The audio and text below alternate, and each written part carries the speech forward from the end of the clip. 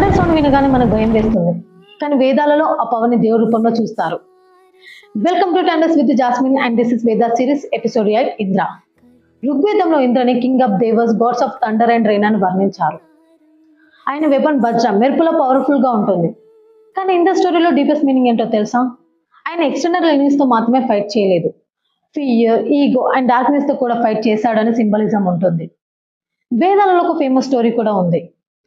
ఇంద్ర వృత్ర అనే సర్పెంట్ ని డిఫీట్ చేస్తాడని, ఎందుకంటే వృత్ర రివర్స్ ని ఆపేసి ప్రపంచాన్ని డ్రైనెస్ లో పెట్టాడని చెప్తారు.